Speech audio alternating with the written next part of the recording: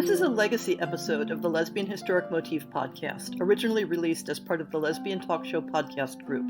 Some references may be obsolete. The show looks at lesbian-relevant themes in history and literature, has interviews and discussions about current historical fiction with queer female characters, including fantastic versions of the past, and presents new original historical fiction for your enjoyment.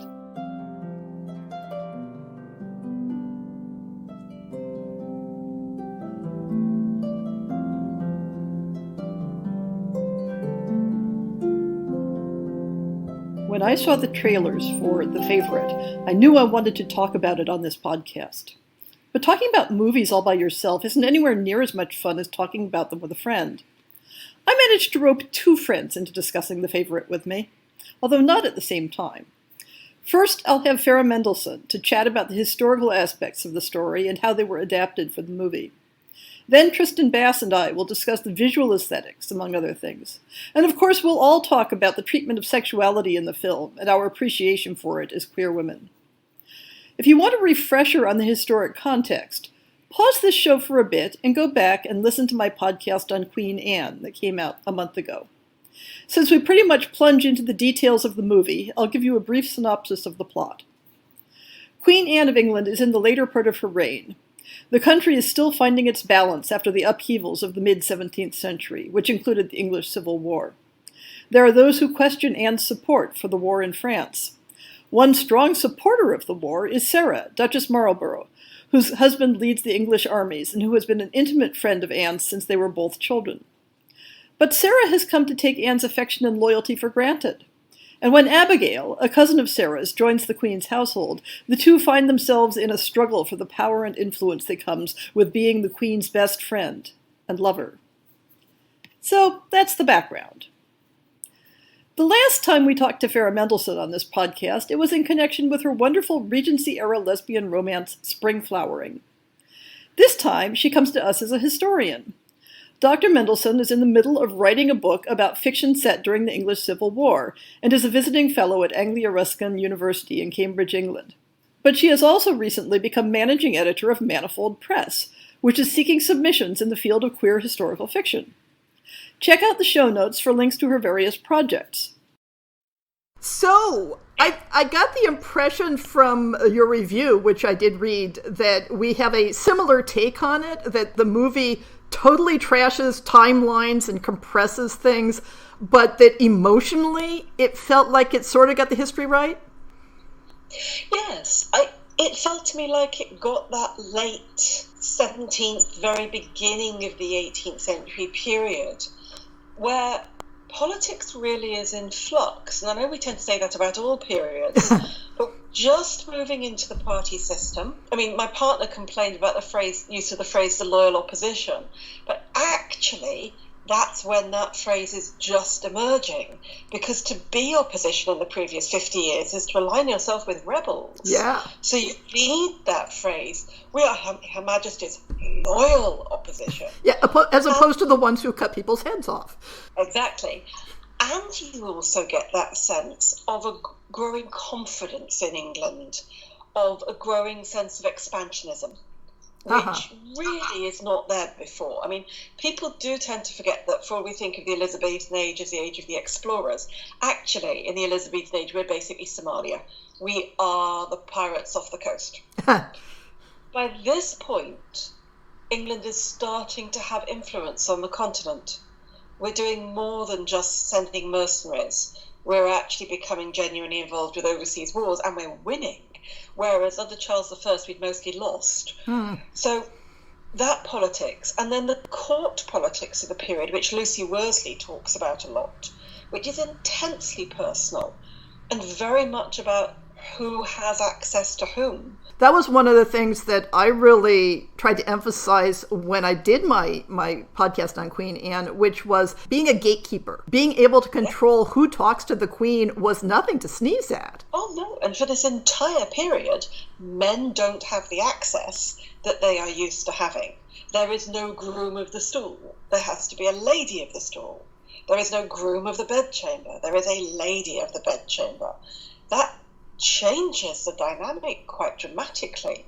And this may, in fact, be the beginning of the period of the whole concept of political wives, who become terribly important in the 18th and 19th century. Oh, yeah. Who marries can make or break his political career, connections, and her ability to manipulate the court. One of the fascinating things I discovered in my Wikipedia deep dive is that, so both Sarah and Abigail had the position of keeper of the privy purse, the being in charge of the finances of the royal household.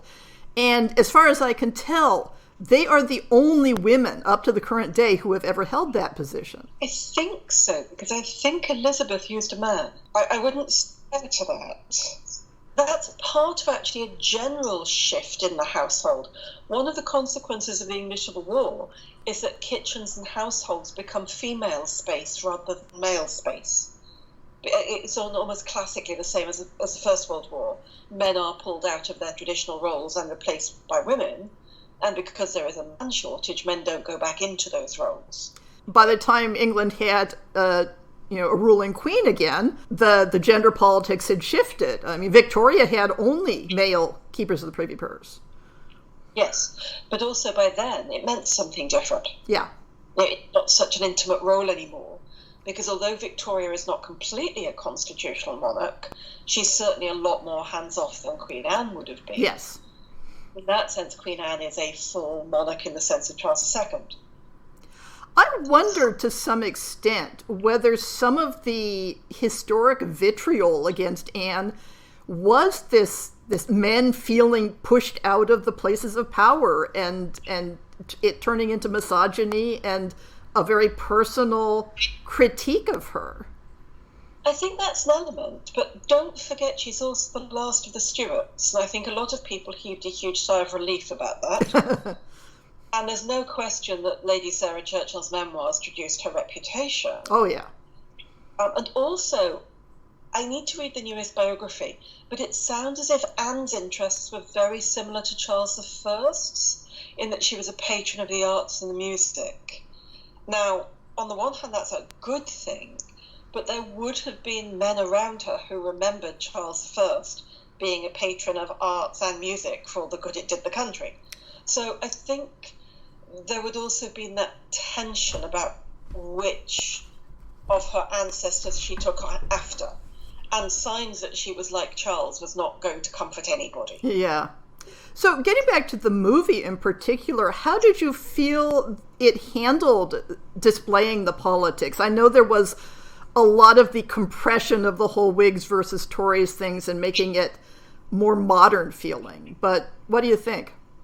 Mostly very good, although I did get a little confused as to who the Whigs and the Tories were, and that was despite the fact that Whigs were colour-coded. Yes, I noticed that. And I think that was actually a function of the time compression. But at one point I got confused as to whether Godolphin was a Whig or a Tory. He's a Tory. And that, I think, wasn't handled terribly well. And I think they needed to bring in the court and country division earlier than they did. It was funny because they made up the Tories to be very foppish, very yes. Effeminate and foppish with the white wigs and the makeup, and they really visually coded that difference, which doesn't seem to align with the actual historic politics well. And to be honest, it's the same problem with Roundheads and Cavaliers. Everybody puts Roundheads with short hair, when actually they look the same as the Cavaliers.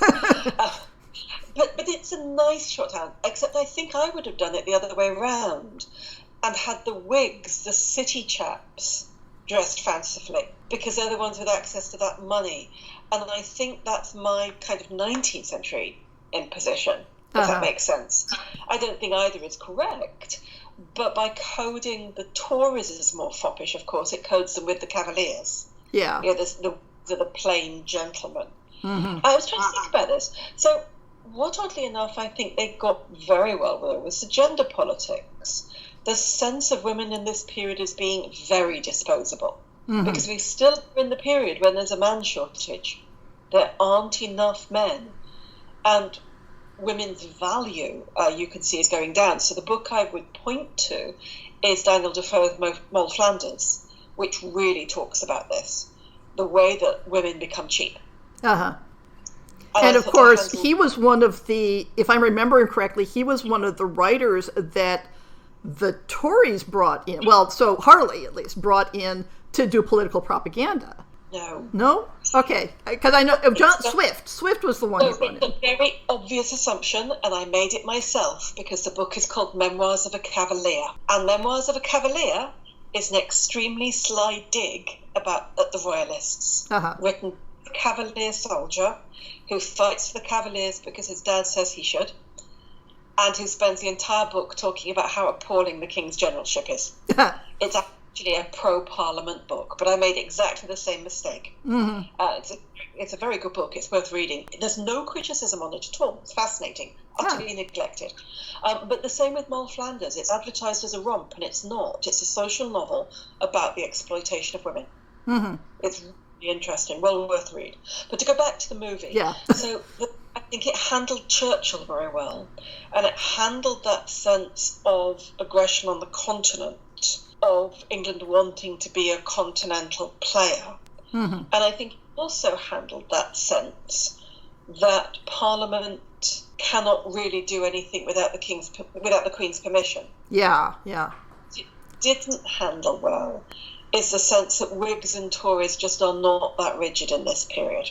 And there were quite a lot of unaligned. There's a great swathe of radicals, for example. It was made to seem very binary in a way I don't think it was yet. Yeah. And the other thing that I noticed, which, I suppose I can understand dramatically, but it really set up Abigail to be passive and manipulative at the same time in terms of the politics, that she was being used as opposed to having a political position of her own. Except I think she begins by being used and moves into becoming a user. Okay. And I think there's a shift halfway through. And the shift is, to give away something in the film, when she's masturbating her new husband.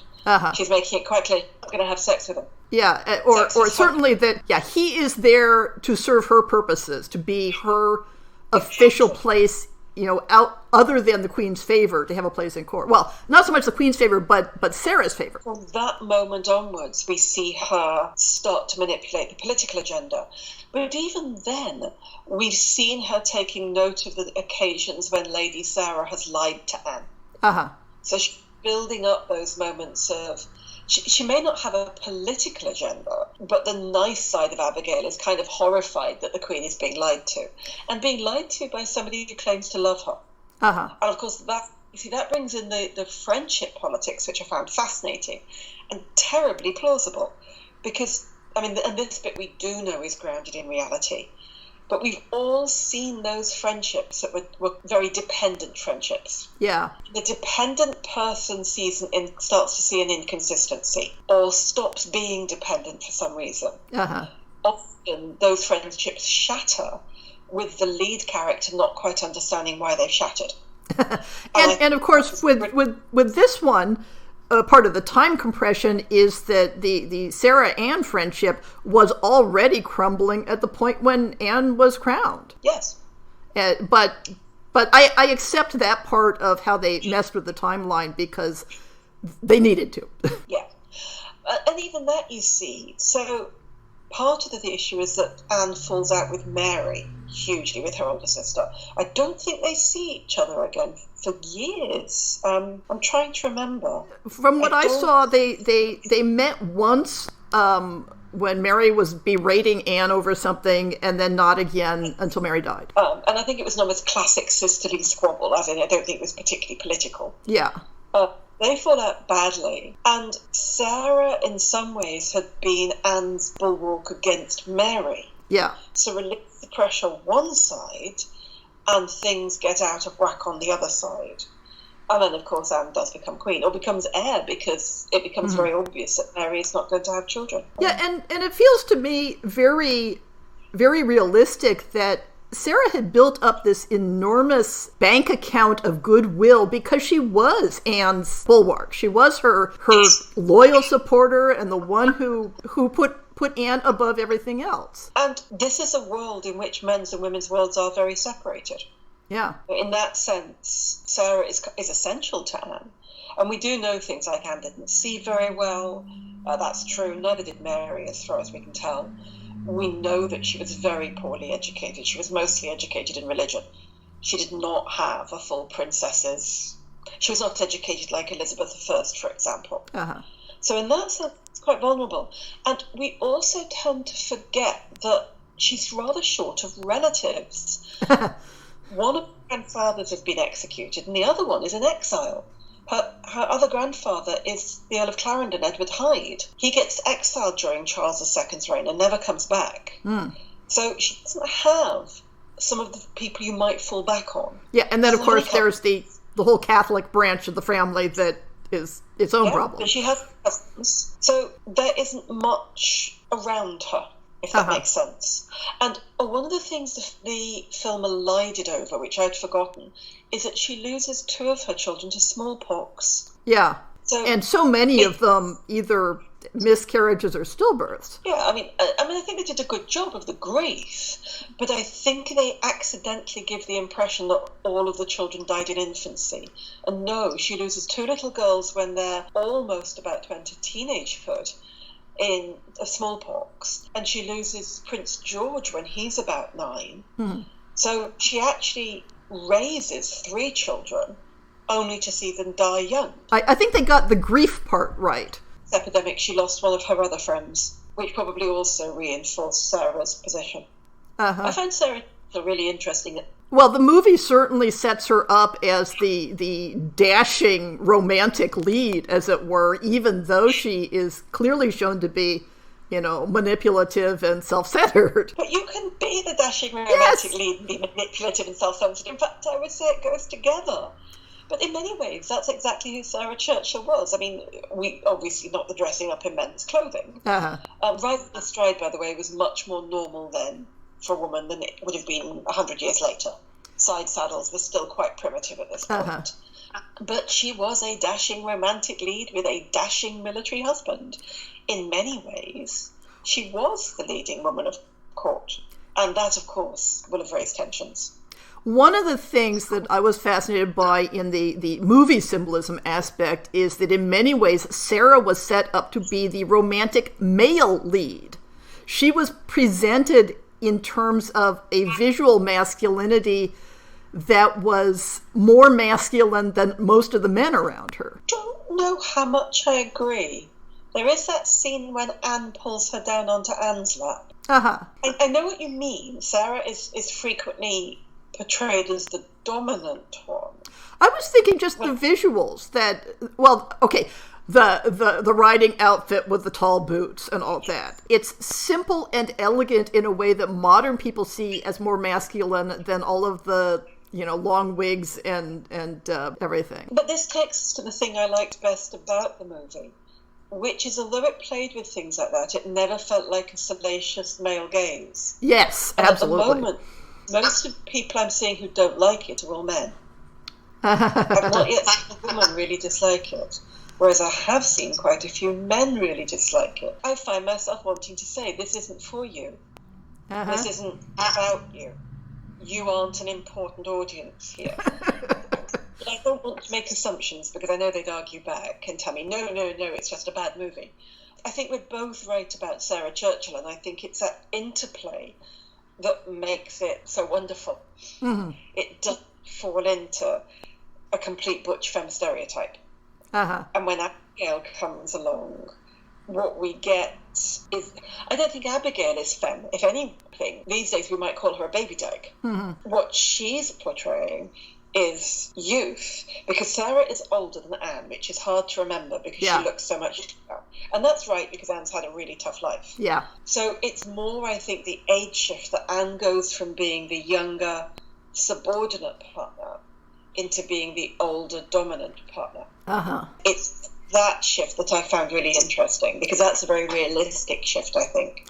I also liked, there was one scene when Anne and Sarah get back together again, I think after the bath episode, and it's clear that Anne is being very conscious about playing the two off against each other. She's feeling energized that she is finally pulling the strings, and I liked that. two women want her. Yeah. She is, and I think one of the things Olivia Colman does very well, actually, is being convincingly desirable when she is old and an invalid. And I thought that was fascinating, that it isn't completely portrayed as a pity fuck. Right. And it's actually rather entrancing. Yeah. I also, and you know, it's not my place to have an opinion on this, but my impression was that it handled the presentation of disability fairly well. That you got this very strong sense of Anne's physical suffering and yet dealing with it.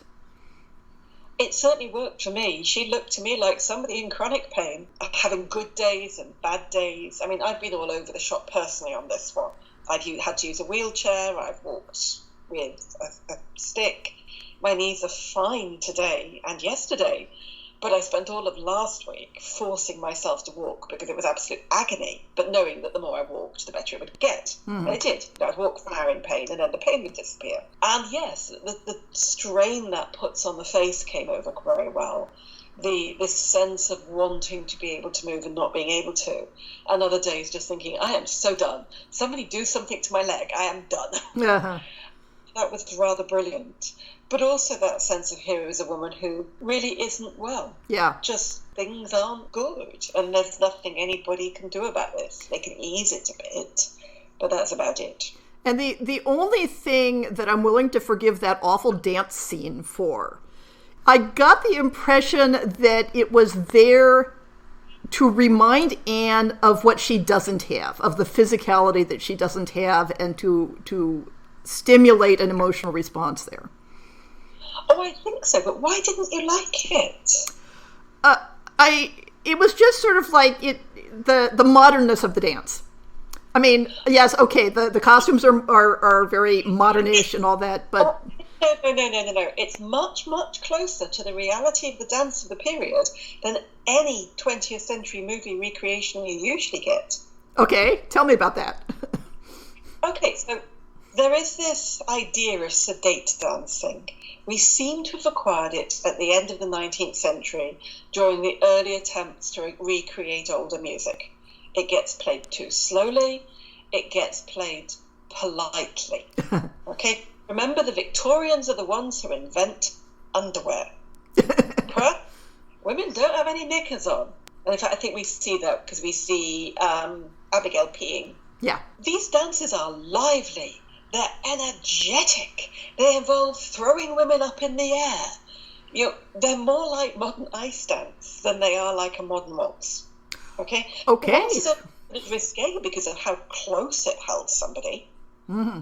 But lifting somebody, throwing them around, that was completely normal. And we know hand gestures were parts of dance because they're talked about. It's just we have no way of recreating them. But voguing actually struck me as a really good way of giving the impression of, if that makes sense.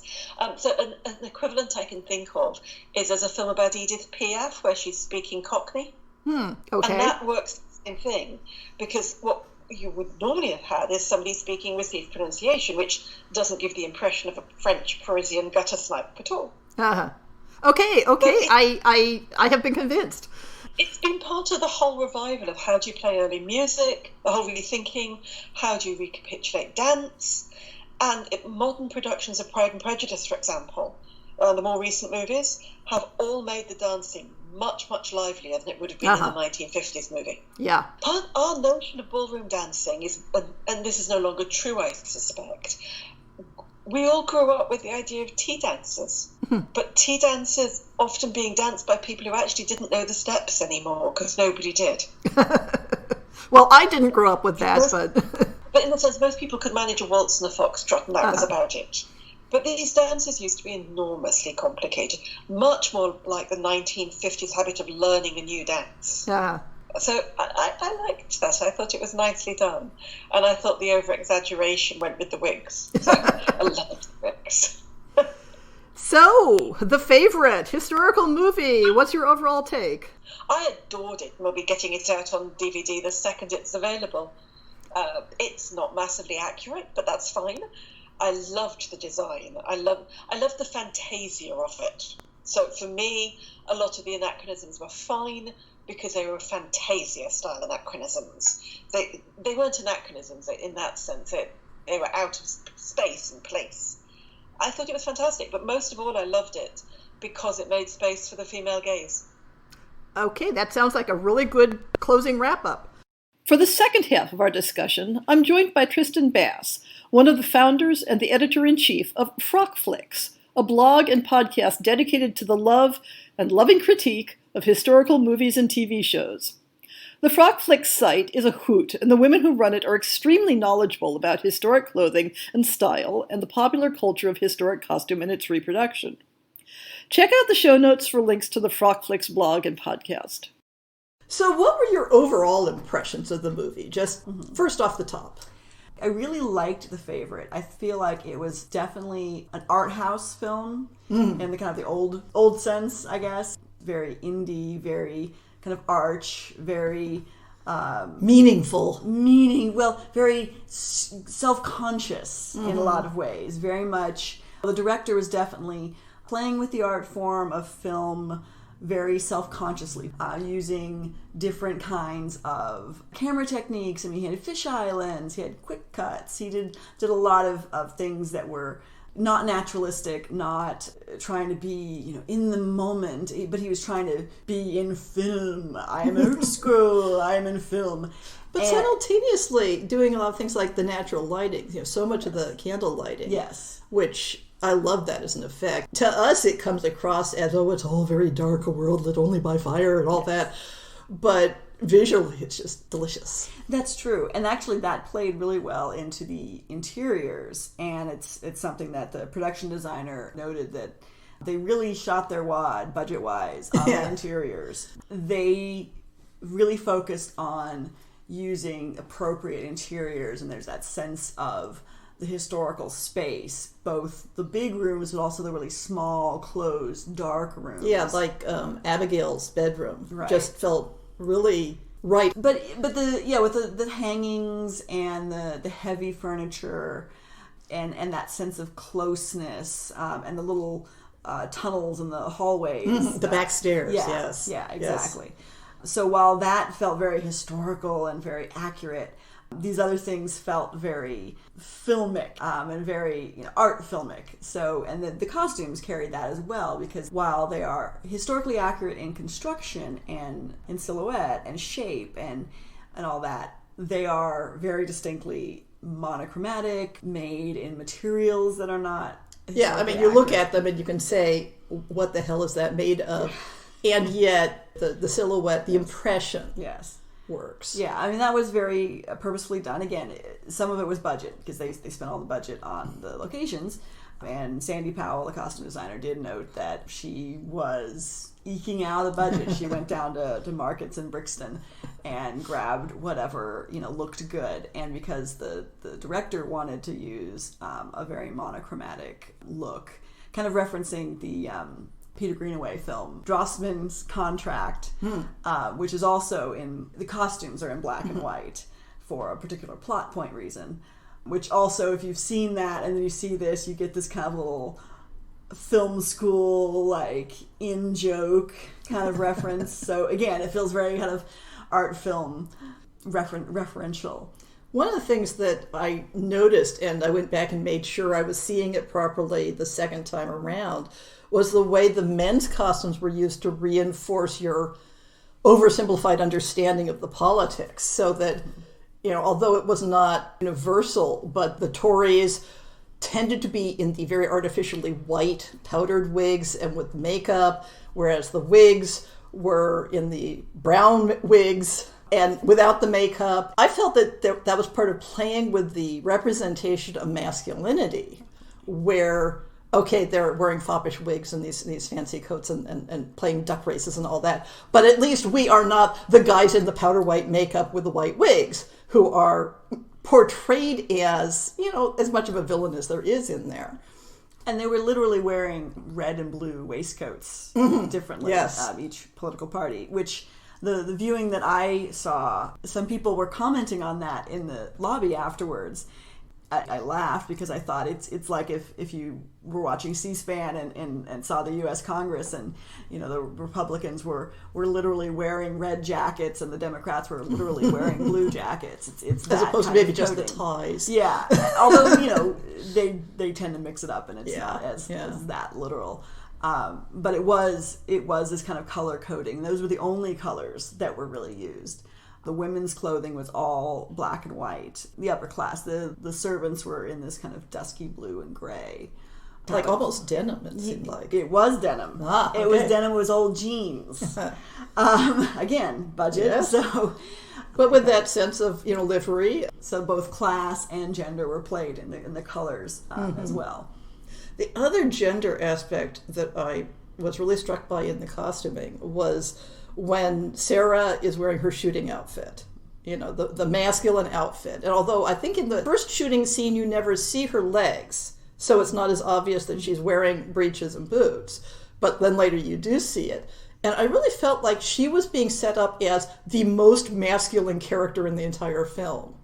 And it was not just eye candy, which Definitely. Of course it was. Definitely, but, yes. But that she was being set up as more aligned with modern standards of masculinity in the clean lines, the very clean, elegant lines, and of course the high boots. Yes. And what I liked about that riding outfit, where she is wearing really modern pants. She's not even wearing historical riding pants, like what the men of the period were wearing. I mean, she was wearing, frankly, they looked like leggings you could wear today, tucked into thigh-high boots you could wear today, with the jacket and the waistcoat that were period, but from the lower half it was not even men's wear of the period.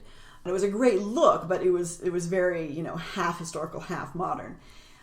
However, what I liked about it is that she was wearing that in the scene when you see her for the full length. She's seen only by another woman. Mm-hmm.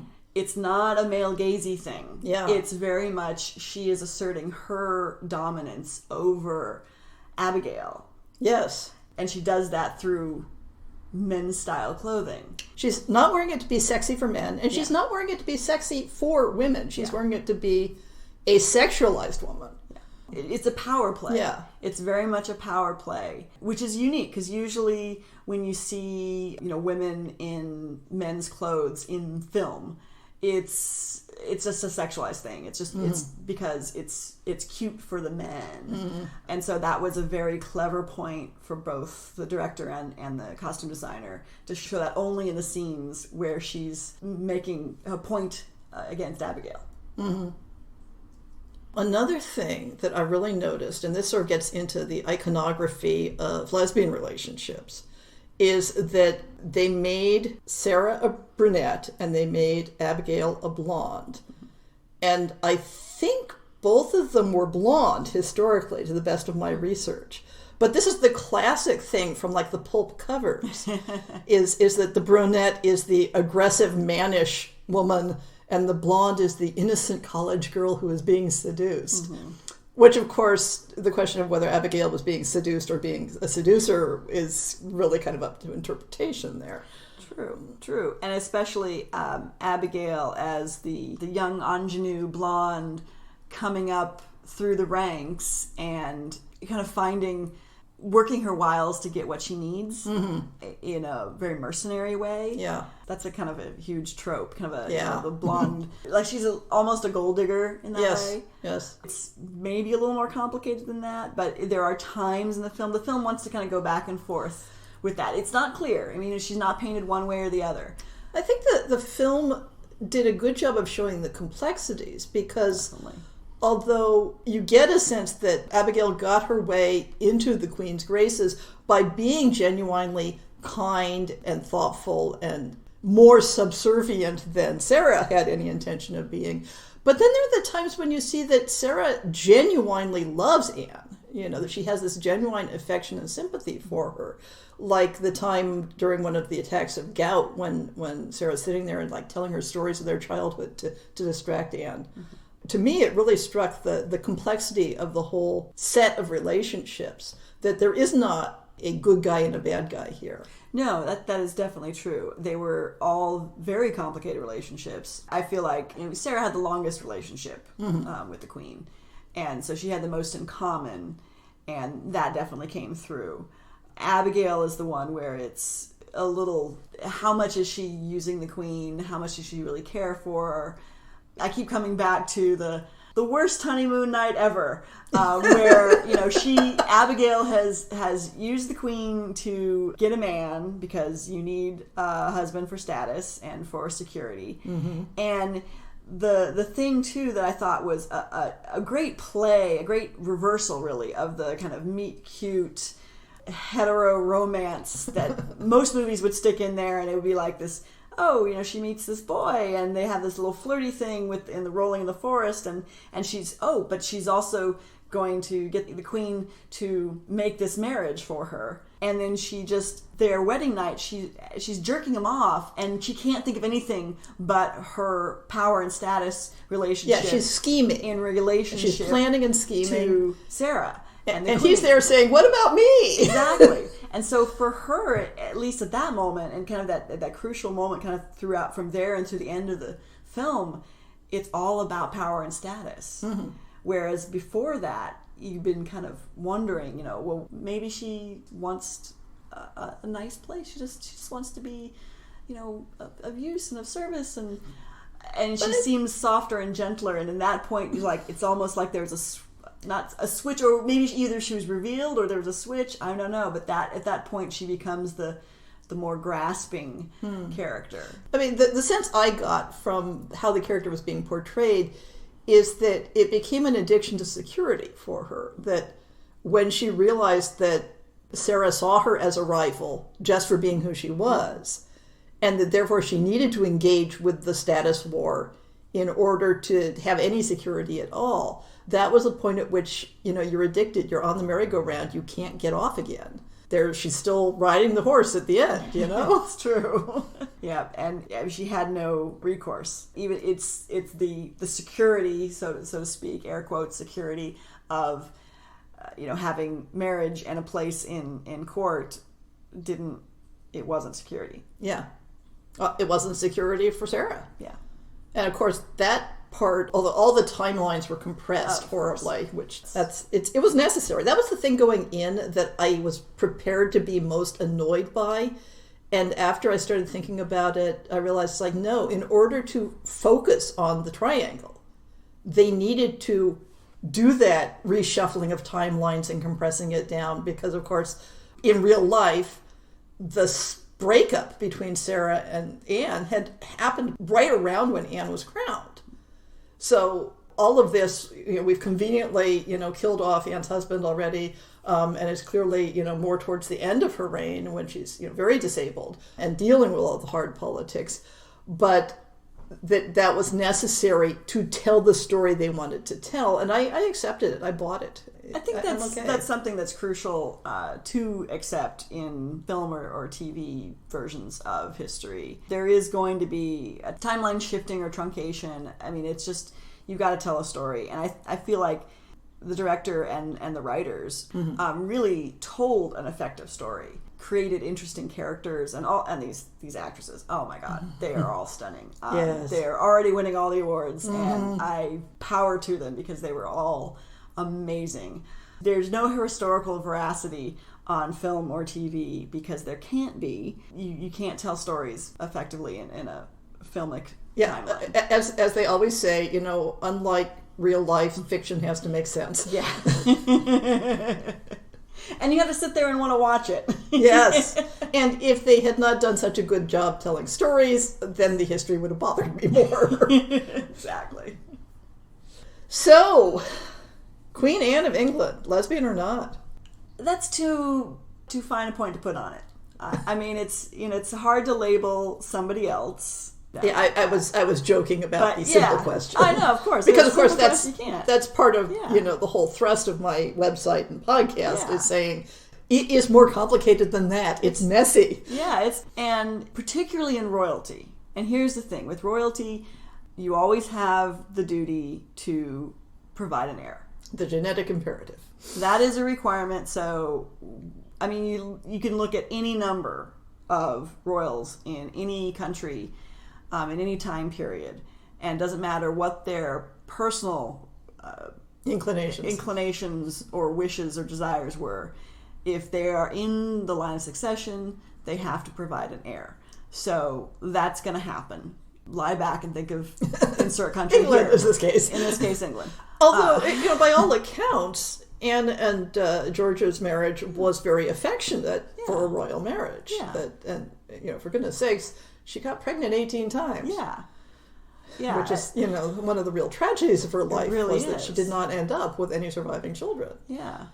Although, for the time period, not entirely uncommon either. Certainly not uncommon in her family. Yeah. Her mother had a similar history. Right. And, of course, Queen Mary, her sister, had no surviving children. Yeah. And I think the thing in the movie with the rabbits representing the pregnancies, on one part was sort of silly, but on the other part, it worked on a symbolic level. Yeah, it was a really nice symbolism. I don't know how well the meaning came across to the average watcher. Right. It was maybe a little too subtle. Yeah. And of course, I have to note that, as I think everyone I know who's seen the film has noted, the very final scene with the rabbits, that's a little heavy-handed. Okay, I could cut the entire, last 10 minutes of the movie, because it wasn't just the weird rabbit pile at the end. The closing credits were the most horrible typographical mess I have ever seen. I think I walked out by then. Though I will say the final scene, before the bunnies, I thought, where basically Anne is making Abigail do her, I thought that was like the whole power. It was another power play, and I thought that was a good way to end on, kind of reinforcing. This is what you bought into, lady. Yeah. This is what you get. Yeah, reinforcing that mix of love and power and status, and just because that's what it was all about. I like that it reinforced that Anne was not a passive participant in any of this. The other scene I really loved was they have just come back from that weird mud bath scene, and Anne and Sarah have had a little bit of reconciliation. And they're talking about Abigail, and Anne is basically saying, I'm playing the two of you off against each other. I enjoy being the center of your squabble. Yeah. And given that it would have been so easy to keep framing Anne as, the pathetic, stupid, ugly, fat queen who's disabled and everything is happening around her, I mean, that would have been really easy to be a very, not just uncomfortable, but nasty caricature. And so bringing everything in where Anne is shown as not just being a player in her own game, in her own intrigues, but also the scenes where she's shown as genuinely working at the politics, doing her best to read the bills and to understand what's going on. And that redeemed it from really doing her a disservice. And that actually goes back to your simple question. I think that both because, she was queen, actually, really, because she was queen, she had the obligations. She had the obligation of, not just the obligations of state, but the obligations of providing an heir. Where was she getting her love and affection? And for most of her life, it was from Sarah. Yeah. So she had to find that somewhere from her court. Mm-hmm. So she would look to who is in my court that I could get the love and affection that I need, because everybody needs that. You have your consort, you have your... And they're living in such a gender-segregated society at the time. I mean, and this is something that, I keep emphasizing again and again about writing historical fiction with female-female relationships in it, is for an awful lot of Western history, life has been gender-segregated, and nobody's going to look cross-eyed at you if you are having these close, loving relationships with your female friends, because you're not supposed to talk to men. Yeah, exactly, exactly. And especially at the rarefied position of queen, you are surrounded by women. And she was not surrounded enough. I noticed that at the beginning of the movie, it felt like she had almost enough servants hanging around. But they used the absence of human figures around her to represent her emotional loneliness. Yeah. And so as the movie goes on, there are fewer and fewer people in attendance on her, and the ones that are there are like standing very stiffly at attention, as if they're statues. This is another one thing where the historical inaccuracy is kind of in your face, but on a symbolic level to tell the story, it's saying, she is alone. And another thing that I felt that was interestingly treated, and actually kind of I liked the treatment of, was her disabilities. Mm-hmm. And the fact that she's portrayed as an older woman who is not physically capable. She was in a wheelchair, and how isolating that is, mm-hmm. and how isolating physical ailments can be if you have a chronic illness, mm-hmm.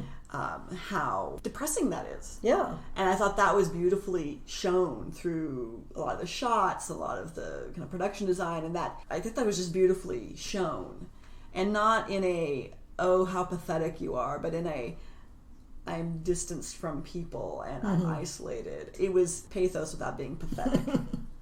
Although I confess, the initial scene with her and Abigail with the herb salve on her legs, it's like, this is the tropiest thing ever. The kitchen maid somehow steals a horse, rides out to the convenient wilderness, picks the right herbs. We've got the whole, herb woman, wise woman motif. Yeah. Grinds them up, and this magically, is sufficiently healing that she is plucked out of the gutter, as it were. Yeah. That's pretty random there. So let's get back to the whole overall summing up. I really liked this, and I liked it more than I expected to, because at first I was thinking, lesbian-themed historical movie, just my thing. At least it's better than nothing. And I thought they did a great job.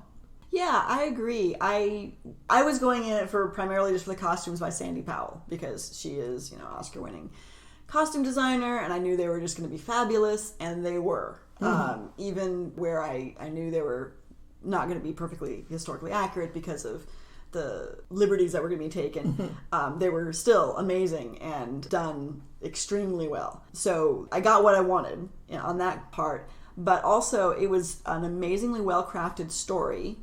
Stunning actors, just brilliantly portrayed. I enjoyed watching all three of them, so much. I can't even believe. A female-centered movie. I mean, yes. And that is still very unusual, is to have a movie that basically says, we know who our audience is, we are aiming it at you, this movie is about women, for women, and if men want to watch it, that's okay, but, it's just not for you. And it's about how women use power in history, and not in some anachronistic way of, let's all grab swords and march out somewhere, probably didn't happen, or let's put on pants and march out swords. It's not making stuff up for the sake of making stuff up. These are actual historical ways women used power, and these are things that essentially did happen, and these are the ways that women would act with other women, and that's refreshing to see. Yeah, it's not making the women powerful by making them more like men. Yeah. It's making them powerful by looking at how women held power, as you say. Yeah. Showing how that's actually interesting on its own right. Absolutely. Yeah. So, everyone should go watch it, right? Totally. And if you missed it in the theaters, catch it on streaming or cable or wherever able when it comes out, because as soon as it wins the Oscars it so totally deserves, it will be out for wider distribution.